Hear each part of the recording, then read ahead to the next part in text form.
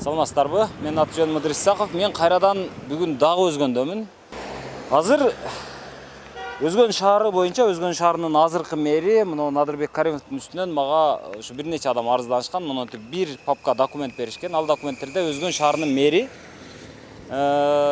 мындан канча жыл? 6 жыл мурун 2015-жылдагы шайлоодо Жогорку Кеңешке талапкер болуп катталып туруп, ошо талапкер учурунда мэр катары бул жерде ыйгарым укугу токтогондон кийин баягы мэр эмес учурунда десек болот да эми. Ыйгарым укуктары токтотулган учурда бир нече адамдарга баягы жер алганга токтом чыгарып берген экен. Жер берген экен мындай алганда. Аны азыр мага мына документти берген адамдар айтып атышат. Ал жанагы шайлоодо кызмат кылган адамдардан болгон карызын төлөгөн. Ошого ыраазычылык кылып, ушинтип жерлерди берип салган деп атышат. Азыр угуп көрөлү өзүнөн. Өзү эмне дейт экен? Азыр мэрияга киребиз. 2015-жылы шайлоого аттангансыз Жогорку Кеңешке. 3-сентябрда сиз талапкер болуп катталгансыз. 3-сентябрда. Так. 15-октябрга чейин сиз мындай талапкер катары полномочияңыз токтогон. Ошондо сиз талапкер катары катталып, сиз мэр катары полномочияңыз токтогон да, мындай алганда мэр катары сиз эч кандай аракетти кыла албашыңыз керек эле. 3-сентябрдан 15-октябрга чейин. Бирок сиз себеби ошол жылдагы, ошол 2015-жылдагы мыйзамды карай турган болсок, талапкер болуп катталган адам шайлоонун жыйынтыгы чыкканга чейин, муну тактап окусаңыздар болот, шайлоонун жыйынтыгы чыкканга чейин ал бардык полномочияларын токтотуп турат деп жазылып турат да. Ошол 15-жылдагы, ошол жылдарда аракеттеги мыйзамда, действующий мыйзамда ошентип жазылып турат. Демек, бирок сиз ага карабай мынтип атасыз. 2015-жылы 9-канча экен? 13-сентябрда ооба, токтом чыгарып атасыз жер берүү боюнча. Мунда дагы 17-сентябрда чыгарып атасыз. Мунда дагы 14-сентябрда чыгарып атасыз. 17-сентябрда чыгарып атасыз. 17-сентябрда чыгарып атасыз. Мунда 12-октябрда чыгарып атасыз. Али эме боло элек, 15-октябрь боло элек. Сиз мындай полномочияңыз жок да? Мен түшүндүрүп берем ал сизге. Жок, мен түшүндүрүп берем. Кандай болот? Жок. Сиз мыйзамды так таанышсаңыз, мен талапкер болуп катталып, вактылуу ишимди токтотконмун. Ооба. Вактылуу деген 4-октябрга чейин. 4-октябрга чейин. Шайлоо бүткөндөн кийин мен жумушка чыкканмын. 21-октябрда мен арыз жазганмын. Арыз жазсам, арызды премьер-министр 21-октябрда арызымга кол коюп, мен жумуштан бошогом. Бирок ал кайсы мыйзамдын негизинде? Мисалы мен ошол жылдардагы мыйзамдардын баардыгын карадым да, мен эле даярданып келдим да азырчы.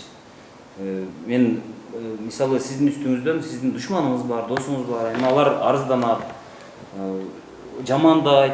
Бирок алардын баардыгына эле мен ишенип анан ушундай экен да, ал жаман киши экен да деп келе бербейм да. Мен токточу, мыйзам кандай экен өзү. Балким ошого жол берилгендир. Ал деле мындай билимдүү киши болсо, анан кийин кантип ушуга жол берет деп мен өзүм изилдеп көрдүм.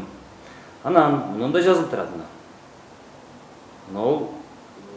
Ошол мисалы мына 21-беренени карап атам, мына 21-берене талапкерлердин статусу, Жогорку Кеңештин депутаттардын президентти кошпогондо дейт, мамлекеттик саясий администрациялык, мамлекеттик жана муниципалдык кызматтарды ээлеп турган же жалпыга маалымдоо каражаттарында иштеген, каттоого алынган талапкерлер каттоодон өткөн учурдан тартып дейт, жана шайлоонун натыйжалары аныкталганга чейин кызмат орундук же кызматтык ыйгарым укуктарын аткарууну токтотот деп турат. А сиздики анда кайсы мыйзам негизинде анда сиз иштеп? Майли мен юристтерден буну көрүп чыккам кайрадан. А бирок мени ушу шайлоодо жыйынтыгы чыккандан кийин мен 4-октябрдан кийин жумушка чыккам. Потому что ушундай арыз бергенмин, арызды вактылуу токтотканмын бу жерде. Кайсы күнгө чейин токтотканым анык. 4-октябрга чейин токтотканмын. 4-октябрдан кийин мен жумушка чыккам. 21-октябрда уже шу шайлоодо жыйынтыктан мени депутат деп бекиткенден кийин мен кийин арыз бергенмин. Арызды негизинде мени официально ушу премьер-министр жумуштан бошотtu. Бирок шайлоонун жыйынтыгы 16 октябрда эле чыгып атат, 15-октябрда. Мен bir жылдыгын карап көрөбүз. Мен айтайын, мен дагы юристтеримге айтам. Сиз азыр 4-октябрга деп атасыз. 4-октябрга чейин боло турган болсо, анда мына жердеги сиз 17-сентябрда сиз талапкерсиз да. Талапкер катары кантип анан кийин сиз эме токтом чыгарып атасыз жер сатууга, жер берүүгө. Азыр эми эгерде ушулардын бардыгы жанагындай кандай десем, шапки болуп калат дагы, эртең мисалы сиздин ордуңузга башка мэр келди, же болбосо бирөө келип туруп, мына мыйзамсыз чыккан токтом, бул жерлерди бергиле десе, ошончо эл менен мыйзамды бири-бирине каршы коюп коесузбу? Кандай? Эми сиз мындай, бул маселе боюнча сизге ким берген бул материалды менге ясно эле болуп турат. Жок, ким берсе дагы мен туруп туруңуз да, сиз дагы айтып атасыз, мен уктум. Буну атайын уюштуруп, ушу мезгилде дагы, мен депутат болуп келип кеткен мезгилде дагы атайын уюштуруп, бул нарсаны прокуратурага жазышкан. Мен депутат болуп келип, буяда комиссия түзүп, өзүм прокуратурага ушу арыздар боюнча бүт кайраткам. Прокуратуранын менде заключениясы бар. Бүтүн мынабы эгерде мен айттым, бүгүн ушу токтомдор мыйзамсыз болсо, давайте жокко чыгарайлык. Бул токтомдорду ушу мезгилде ички бул архитектурада турган токтом, бул эл дагы билбеген бул токтомдорду чыкканы боюнча. Эч ким бүгүнкү күндө билбесе, ушинтип жокко чыгарып койгула, мен ыраазымын деп ошондой заключение алып кеткен. Эл өзү алып аткан жерин өзү билбей эле. Ушундай элге маалымдабаган бул токтом чыкканын дагы. Мени ошо айтып коеюн, депутатский комиссия атайын шаарда депутатский комиссия түзүлгөн. Ошо депутатский комиссияны текшерген. Алардагы менде заключениялары бар, токтомдору бар, протоколдору бар. Көрсөк болобу ошолорду? Көрсөк болот. Азыр мен жанымда эмес, эми сиз бүгүн келдиңиз, мен сизге атайын көрсөтөм бул маселени. Жарайт, рахмат. Эми сиз азыр мага кимдер белгилүү бул сөздү айтып аткан документтерди берген деп атасыз. Бул туура сиздин өзүңүз менен бирге иштешкен, өзүңүздөрдүн кесиптештериңиздер берет. Себеби баягы жумушта карама-каршылык болбосо жанагындай болду. И бизге ушул материалдар биздин колубузга деле түшүп турат. Анан мен таң калганым, кантип прокуратурага түшпөйт, кантип СМГга түшпөйт деген. Бул прокуратурага түшкөн бул материал. Мен айтып атам го, менде ошо 2015-жылы адашпасам 2016-жылы бекен. 16-жылда январда, декабрда бул боюнча текшерүү болду.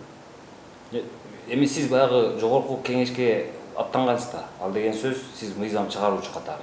Демек мыйзамды баягы башкасы аткарбай койсо дагы, башкасы билбей калса дагы сиз эң мыкты билишиңиз керек эле анын принциптерин, анын максатын, анын логикасын деген. Анан ошол логикасы жагынан алганда, муну азыр өзүңүз туура деп эсептейсизби ошол? Сиз өзүңүз талапкер болуп турсаңыз бир эле. Жок, мен талапкер болуп отурган учурда, мисалы, ага чейин чыгарбасаңыз, андан кийин өтпөй калып кайра келип чыгарсаңыз бир жөн эле. Бул баягы азыр Жок, мен айтып атам, юридик жагын мен юристтер менен өзүм карап чыккам, сизге дагы бул боюнча жооп берем. Так, бирок мен жашырбай эле 4-октябрдан кийин мен жумушка чыгып, жумушту аткарганмын берди. Бирок 4-октябрга чейинки приказдар кандай?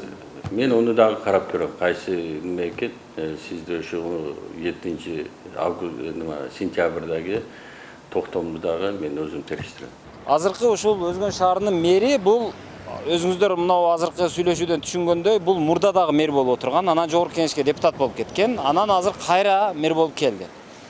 Айтайын дегеним, ошол мэрликтен жогорку кеңешке кетип аткан учурда, тагыраагы 2015-жылдагы мыйзамсыз чыгарылган токтомдор боюнча мынау мага берилген арыз боюнча азыр жообун уктуңуздар. Эми буга прокуратура өзүнүн баасын бериш керек.